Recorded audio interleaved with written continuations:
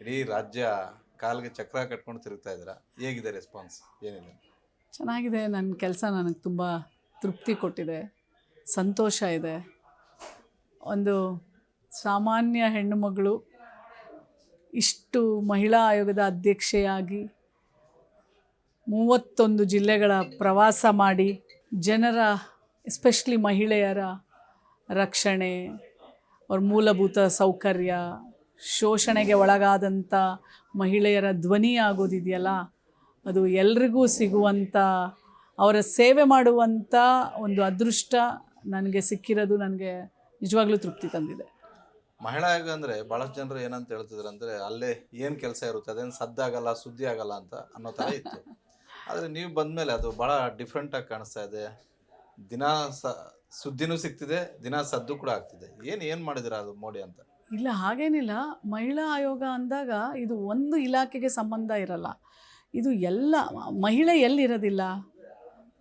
ರೈತ ಮಹಿಳೆ ಇಲ್ವಾ? ಆರೋಗ್ಯದಲ್ಲಿ ಮಹಿಳೆ ಇಲ್ವಾ? ಶಿಕ್ಷಣದಲ್ಲಿ ಮಹಿಳೆ ಇಲ್ವಾ? ಮಹಿಳೆ ಇಲ್ಲದೆ ಇರೋವಂಥ ಜಾಗನೇ ಇಲ್ಲ. ಸೊ ಹಾಗಾಗಿ ಇದ್ರ ವ್ಯಾಪ್ತಿ ಬಹಳ ದೊಡ್ಡದು, ಕರ್ತವ್ಯನೂ ಅಷ್ಟೇ ದೊಡ್ಡದು. ಸೊ ಹಾಗಾಗಿ ಆಯೋಗದ ಕೆಲಸಕ್ಕೆ ಒಂದು ಬಾರ್ಡರ್ಸೇ ಇಲ್ಲ. ಸೊ ಇದಕ್ಕೆ 365 ದಿನವೂ ಸಾಕಾಗಲ್ಲ, 24 ಗಂಟೆನೂ ಸಾಕಾಗಲ್ಲ. ಸೊ ಹಾಗಾಗಿ ಕಾಲಕ್ಕೆ ಚಕ್ರ ಕಟ್ಕೊಂಡು ತಿರುಗಾಡ್ತೀವಿ ಅನ್ನೋದಕ್ಕಿಂತ ನಮಗೆ ಇನ್ನೂ ಸಮಯ ಬೇಕಾಗುತ್ತೆ ಅಂತ ಅನ್ನಿಸ್ತಾ ಇರುತ್ತೆ. ಯಾಕಂದರೆ ಅಷ್ಟೊಂದು ಸಮಸ್ಯೆಗಳು, ಎಸ್ಪೆಷಲಿ ಕೆಲವೊಂದು ಕುಗ್ರಾಮಗಳಲ್ಲಿ ಇವತ್ತು ಮೂಲಭೂತ ಸೌಕರ್ಯಗಳಿಲ್ಲ. ಈಗ ಯಾವುದೋ ಒಂದು ಇಲಾಖೆಯಲ್ಲಿ ಒಂದು ಹೆಣ್ಮಗಳಿಗೆ ದೌರ್ಜನ್ಯ ಆಗ್ತಾ ಇರುತ್ತೆ. ನಾವು ಆ ಹೆಣ್ಮಗಳು ಬಂದು ನೋಡಿ ಮೇಡಮ್, ನಮ್ಮ ಮೇಲ್ಗಡೆ ಅಧಿಕಾರಿನೋ ಅಥವಾ ಇನ್ನೊಬ್ಬರು ಯಾರೋ ಮೇಲಧಿಕಾರಿ ಅಥವಾ ಮೇಲೆ ಇನ್ನೊಂದು ಗಂಡಸ್ ಮಗ ನನಗೆ ಈ ಥರ ಎಲ್ಲ ಹರಾಸ್ಮೆಂಟ್ ಮಾಡ್ತಾರೆ ಅಂದಾಗ ನಾವು ಅಲ್ಲಿನ ಮೇಲಿನ ಅಧಿಕಾರಿಗಳಿಗೆ ಬರಿತೀವಿ, ನೀವೊಂದು ನಿಮ್ಮ ಹತ್ರ ಇಂಟರ್ನಲ್ ಕಂಪ್ಲೇಂಟ್ ಕಮಿಟಿ ಇದೆಯಲ್ಲ, ಇದನ್ನು ಮಾಡಿ, ನೀವು ಮೀಟಿಂಗ್ ಮಾಡಿ ಆ ಹೆಣ್ಮಗಳದ್ದು ಏನಾಗಿದೆ ಏನಿಲ್ಲ ಎಲ್ಲ ನನಗೆ ರಿಪೋರ್ಟ್ ಕಳಿಸ್ಬೇಕು ಅಂತ ನಾವು ಆಯೋಗದಿಂದ ಕಳಿಸ್ತೀವಿ. ಸೊ ಆ ಹೆಣ್ಮಗಳನ್ನು ಕರೆಸಿ, ಅಪೋಸಿಟ್ ಪಾರ್ಟಿನೂ ಕರೆಸಿ ಕೂಡಿಸಿ ಮಾತಾಡ್ತಾರೆ. ಅಲ್ಲೇ ಕೆಲವೊಂದು ಸಲ ಸಾಲ್ವ್ ಆಗುತ್ತೆ, ಕೆಲವೊಂದು ಸಲ ಅದು ಪೊಲೀಸ್ ಮೆಟ್ಲಿಗೆ ಹೋಗುತ್ತೆ. ನಾವು ಮತ್ತೆ ಇನ್ನೂ ಹೈಯರ್ ಅಥಾರಿಟಿಗೆ ಬರಿತೀವಿ, SP ಇರ್ಬೋದು, DCP ಇರ್ಬೋದು. ಒಟ್ಟಿನಲ್ಲಿ ಆ ಹೆಣ್ಮಗಳಿಗೆ ನ್ಯಾಯ ಸಿಗಬೇಕು. ಅವಳು ಕೆಲಸ ಮಾಡುವಂಥ ವಾತಾವರಣ ಅವಳಿಗೆ ಯಾವುದೇ ಥರ ಒಂದು ಮಾನಸಿಕ ಅಥವಾ ದೈಹಿಕ ಒತ್ತಡಕ್ಕೆ ತರಬಾರ್ದು. ಅದೇ ಉದ್ದೇಶ ಪಾಶ್ ಕಮಿಟಿ ಮಾಡೋದು. ಸೊ ಹಾಗಾಗಿ ಎಲ್ಲ ಇಲಾಖೆಗಳಲ್ಲೂ ಎಲ್ಲ 10ಕ್ಕಿಂತ ಹೆಚ್ಚು 10ರೊಳಗಡೆನೂ ಹೆಣ್ಮಕ್ಳಿದ್ರೆ ನೀವು ಪಾಶ್ ಕಮಿಟಿ ಮಾಡಲೇಬೇಕು. ಸೊ ಹಾಗಾಗಿ ಅವಳಿಲ್ಲದೆ ಇರೋ ಜಾಗನೇ ಇಲ್ಲ. ಹಾಗಾಗಿ ಮಹಿಳಾ ಆಯೋಗದ ವ್ಯಾಪ್ತಿ ಭಾಳ ದೊಡ್ಡದು. ದಿನ ನಿಮ್ಮ ಹತ್ರ ಭಾಳಷ್ಟು ಸಮಸ್ಯೆಗಳು ಹೇಳ್ಕೊಂಡು ಹೆಣ್ಮಕ್ಳು ಬರ್ತಿರ್ತಾರೆ. ಆ ಸಮಸ್ಯೆಗಳಿಗೆಲ್ಲವಕ್ಕೂ ಕೂಡ ತಾವು ಸ್ಪಂದಿಸ್ತಾ ಇದ್ದಾರೆ. ಅದೇ ರೀತಿ ಪರಿಹಾರಗಳು ಕೂಡ ಸಿಗ್ತಾ ಇದ್ದಾವ? ಸರ್ಕಾರದ ಕಡೆಯಿಂದ ಸಪೋರ್ಟ್ ಸಿಗ್ತಾ ಇದೆಯಾ ಅಂತ? ಖಂಡಿತ. ನಾವು ಯಾವುದೇ ಒಂದು ಜಿಲ್ಲೆಗೆ ಹೋದಾಗ ಒಂದು ಅಲೆಮಾರಿ ಸಮುದಾಯ, ಅಲ್ಲಿ ಹೆಣ್ಮಕ್ಳಿರ್ತಾರೆ. ಕೆಲವೊಂದು ಸಲ ಅವರಿಗೆ ಮನೆಗಳಿರಲ್ಲ, ಜಾಗ ಕೊಟ್ಟಿರಲ್ಲ, ಮೂಲಭೂತ ಸೌಕರ್ಯ ಇರಲ್ಲ. ಅದು ಕಂಪಲ್ಸರಿ ಕೊಡಲೇಬೇಕು. ಸೊ ನಾವು ಜಿಲ್ಲಾ ಅಧಿಕಾರಿ ಕಚೇರಿಗಳಿಗೆ, ಪಂಚಾಯತ್ ಮೆಂಬರ್ಸು, PDO ಎಲ್ಲರಿಗೂ ಆ ಕನ್ಸರ್ನ್ ಅಧಿಕಾರಿಗಳನ್ನು ನಾವು ಹೇಳ್ತೀವಿ, ನೀವು ಕೊಟ್ಬಿಟ್ಟು ನಮಗೆ ರಿಪೋರ್ಟ್ ಮಾಡಬೇಕು ಅಂತ. ಸೊ ಕೊಡಲೇಬೇಕು.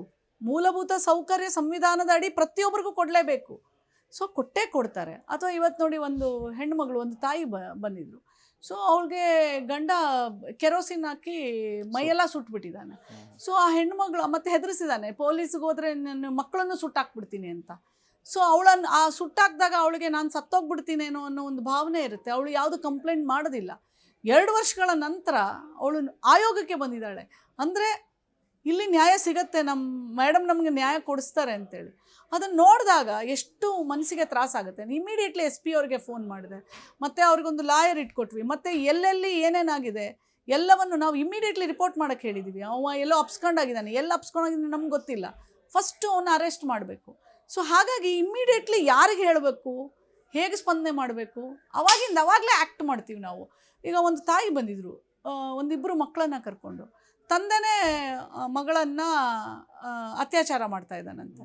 ಸೊ ಅದು ಕೇಳಿದ ತಕ್ಷಣ ಮಗು ಹೇಳುತ್ತೆ, ನಾನು ದೊಡ್ಡವಳಾಗಿ ನಾನು ಪೊಲೀಸ್ ಆಫೀಸರ್ ಆಗ್ತೀನಿ, ನಮ್ಮ ಅಪ್ಪನಂಥವ್ರನ್ನ ನಾನು ಫಸ್ಟ್ ಒಳಗೆ ಹಾಕಿಸ್ಬೇಕು ಅಂತ.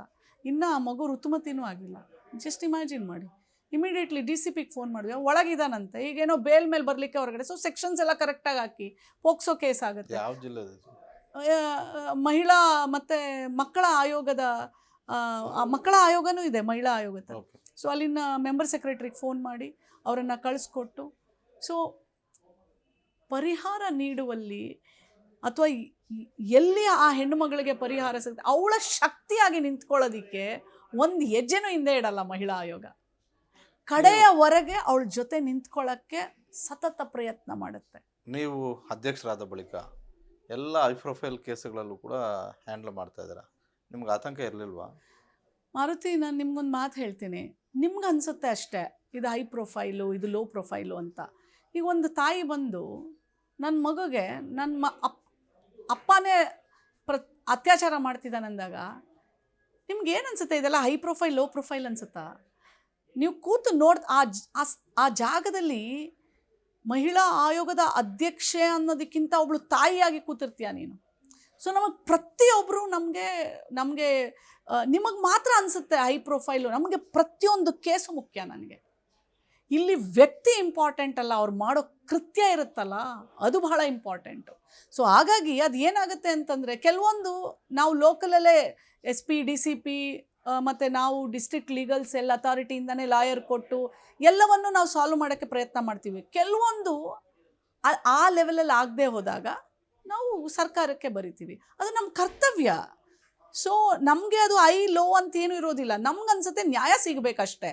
ಸೊ ಹಾಗಾಗಿ ಆ ಒಂದು ಕೇಸ್ನಲ್ಲಿ ನಮ್ಗನ್ನಿಸ್ತು, ಹೌದು ಇದು ಸ್ಪೆಷಲ್ ಇನ್ವೆಸ್ಟಿಗೇಷನ್ ಟೀಮ್ ಆದಾಗ ಮಾತ್ರ ಆ ಸಂತ್ರಸ್ತೆಗೆ ನ್ಯಾಯ ಸಿಗೋದು ಅಂತ. ಸೊ ಹಾಗಾಗಿ ನಾನು ಆ ಕೇಸ್ ನಾವು ನೋಡಿದಾಗ ನಾವು ಮಾನ್ಯ ಮುಖ್ಯಮಂತ್ರಿಗಳಿಗೆ SIT ರಚನೆ ಮಾಡಲಿಕ್ಕೆ ಪತ್ರವನ್ನು ಬರೆದಿದ್ದುಂಟು. ಮುಖ್ಯಮಂತ್ರಿಗಳು SIT ರಚನೆ ಮಾಡಿದ್ದುಂಟು. SIT ಅವರು ತನಿಖೆ ಮಾಡಿ ಎವಿಡೆನ್ಸಸ್ಗಳನ್ನು ಕಲೆ ಹಾಕಿ ಕಡೆಯವರೆಗೂ 1 ವರ್ಷ 2 ತಿಂಗಳು ತೀರ್ಪು ಬಂದಿರೋದು ಸಹ. ಇದು ಒಂದು ಇಡೀ ದೇಶಕ್ಕೆ, ಬರೀ ನಮ್ಮ ಕರ್ನಾಟಕ ರಾಜ್ಯ ಅಲ್ಲ, ಇದು ಮತ್ತಷ್ಟು ಜನರ ಕಾನೂನಿನ ಮೇಲಿನ ವಿಶ್ವಾಸವನ್ನು ಹೆಚ್ಚಿಸಿದೆ. ಯಾರೂ ಸಹ ಇದರಿಂದ ಹೊರತಿಲ್ಲ. ದೊಡ್ಡವನಿರ್ಬೋದು ಚಿಕ್ಕವನಿರ್ಬೋದು ಎಲ್ಲರೂ ಶಿಕ್ಷೆಗೆ ಗುರಿ ಆಗ್ತೀವಿ. ಇನ್ನೊಂದು ಸಲ ಆ ಥರ ಹೇಯ ಕೃತ್ಯ ಮಾಡಬಾರ್ದು ಅನ್ನೋ ಒಂದು ದೊಡ್ಡ ಸಂದೇಶ